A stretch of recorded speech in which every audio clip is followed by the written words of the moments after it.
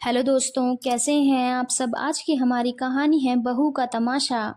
बहू, ये क्या तमाशा था। ये सब लड़कियां कौन थी और तुमने उन्हें यहाँ क्यों बुलाया था। सुनंदा जी गुस्से में बहू राशि से बोली। मुझे उनसे काम था, संक्षिप्त उत्तर दे राशि एक बंद पड़े कमरे की ओर बढ़ गई। अब वहां क्या करने जा रही हो। जब से आई हो दिमाग खराब करके रखी हुई हो। पता नहीं क्या सोचकर तुम्हें ब्याह कर बहू बनाकर हम घर लेकर आए थे। सुनंदा जी भुनभुनाते हुए राशि के पीछे पीछे आ गई। राशि कमरे के एक छोर पर खड़ी हुई कुछ आकलन कर रही थी। फिर सब बिखरे सामान समेटकर उस कमरे को व्यवस्थित करने लगी। करना क्या चाहती हो, बोलो भी। पास आकर सुनंदा जी राशि का हाथ पकड़कर अपनी ओर घुमाते हुए बोली, मैं पैसा कमाना चाहती हूँ। कह राशि हौले से हाथ छुड़ाकर कमरे को ठीक करने लगी। राशि के उखड़े मूड को देख सुनंदा जी समझ गई, बेटा बहू में जरूर कोई बहुत बड़ी बात हो गई है, तभी राशि का व्यवहार ऐसा हो रहा है। बहू, क्या बात है। क्या निकुंज की कमाई से घर खर्च मुश्किल हो रहा है, जो तुम अब ये क्या नया सपना देख रही हो। ये सब शोभा देगा क्या हमें। सुनंदा जी ने कहा, हाँ माँ, यही समझ लीजिए, मैं एक नया सपना देख रही हूँ। क्या लड़कियों को अपने सपने पूरे करने का हक नहीं होता। राशि ने पूछा। बहू, मैं ये कब कह रही हूँ कि लड़कियों को सपने पूरे करने का हक नहीं है, पर कुछ दिनों से देख रही हूँ तुम दोनों के बीच सब कुछ ठीक तो है ना। कुछ छिपाना मत, मुझे घबराहट हो रही है। सुनंदा जी सच में परेशान हो गई। अभी शादी को 2 साल भी नहीं हुआ है और बेटा बहू के बीच अनबन होना सही संकेत नहीं दे रहा था।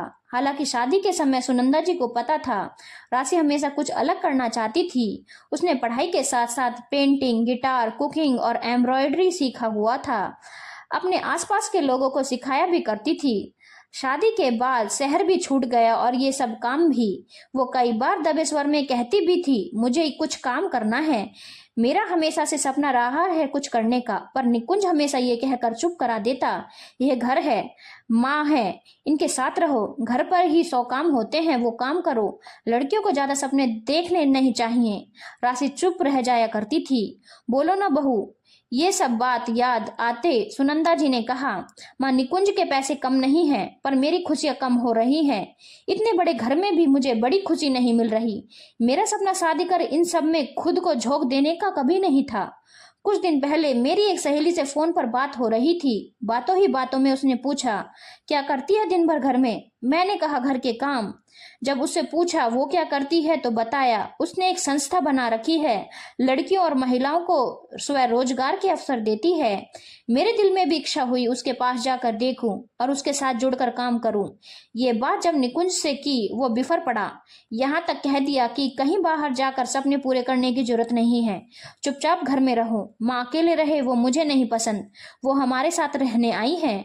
तब मैंने अपनी दोस्त से बात की, कोई मदद चाहिए तो बोलना, मैं घर पर रहकर करना चाहती हूँ। तो उसने सलाह दी, कुछ ऐसी लड़कियां हैं जिनमें हुनर बहुत है, पर सही दिशा निर्देश के बिना वो सही काम नहीं कर पा रही। तो चाहे तो उन्हें एम्ब्रॉयडरी, पेंटिंग और कुकिंग सिखा दे।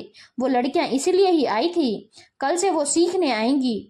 उन्हें क्या सामान चाहिए वो मेरी दोस्त लाकर भेजेगी, फिर उन सामानों को बेचकर जो पैसे आएंगे वो हिसाब से सबको दे देंगी। मेरा भी सपना पूरा हो जाएगा इन सब लड़कियों को सिखाने का। राशि ने अपनी बात कह दी। अच्छा सोचा है बेटा, पर निकुंज। सुनंदा जी कुछ सोचते हुए बोली, माँ, अब आप उसकी परवाह नहीं, क्योंकि मुझे घर में रहना था। जो मैं करूंगी वो निकुंज के जाने के बाद और उनके आने से पहले खत्म। राशि ने लापरवाही से कहा, वो तो ठीक है बेटा। पर सुनंदा जी कुछ चिंतित होते हुए बोली, पर क्या माँ, आपको भी लगता है मैं कुछ गलत करने जा रही हूँ। माँ, अभी पैसों की कमी नहीं है, सही बात है, पर थोड़े उसमें जुड़ जाएं तो उसमें बुराई क्या है। आप दोगी ना मेरा साथ। राशि ने पूछा। राशि की आवाज में मनुहार था जिसे सुनंदा जी ना नहीं कह पाई। राशि ने अपने सपने को पूरा करने के लिए अपने हिसाब से तरीका चुन लिया था। दोस्तों, हम सब में कोई ना कोई हुनर होता है, काबिलियत होती है, सपने होते हैं जो कहीं ना कहीं पूरे नहीं हो पाते। बस पहल करने की जरूरत होती है और वो हमें खुद ही करनी होगी, कोई और नहीं कर सकता। धन्यवाद दोस्तों। अगर आपको कहानी अच्छी लगी हो तो चैनल को लाइक, शेयर और सब्सक्राइब करना ना भूलें।